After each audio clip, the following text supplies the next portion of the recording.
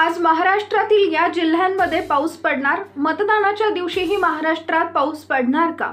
गेल्या 2 ते 3 दिवसांमध्ये राज्यातील काही भागात पुन्हा एकदा पाऊस चालू झालाय। कोकणातील सिंधुदुर्ग, मध्य महाराष्ट्रातील सांगली, सातारा, कोल्हापूर भागात काही ठिकाणी पाऊस झालाय। यातील काही भागात अगदीच जोरदार स्वरूपाचा पाऊस झालाय। त्यामुळे शेतकऱ्यांच्या रब्बी हंगामातील पिकांना याचा फटका बसण्याची शक्यता आहे।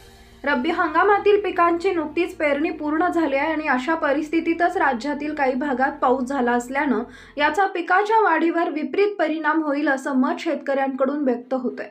त्यामुळे शेतकऱ्यांच्या रब्बी हंगामाच्या उत्पन्नावर परिणाम होईल आणि त्यांना आर्थिक नुकसान सहन करावं लागू शकतं।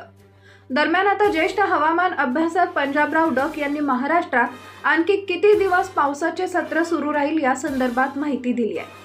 पंजाबरावांनी दिलेल्या माहितीनुसार महाराष्ट्रात आज काही ठिकाणी पाऊस होणार आहे, मात्र उद्यापासून राज्यात पावसाचं सत्र थांबेल आणि थंडीची लाट येणार आहे। आज 17 नोव्हेंबर रोजी राज्यातील कोकण, मध्य महाराष्ट्र आणि मराठवाड्यातील काही जिल्ह्यांमध्ये पावसाची शक्यता वर्तवण्यात आली आहे। या अनुषंगाने या संबंधित भागातील शेतकऱ्यांनी आपल्या शेती पिकांची काळजी घ्यावी असं आवाहन करण्यात आलंय। पंजाबरावांनी म्हटल्याप्रमाणे आज मध्य महाराष्ट्र विभागातील सांगली, सातारा, कोल्हापूर, सोलापूरच्या जतकडे पावसाची शक्यता आहे। यासोबतच कोकणातील रायगड, रत्नागिरी, सिंधुदुर्ग, दक्षिणेकडील जिल्ह्यांमध्येही आज पाऊस होणार असं दिसतंय। तसेच गोव्यातील पणजी या भागात सुद्धा तुरळक ठिकाणी पावसाची शक्यता जाणवत आहे।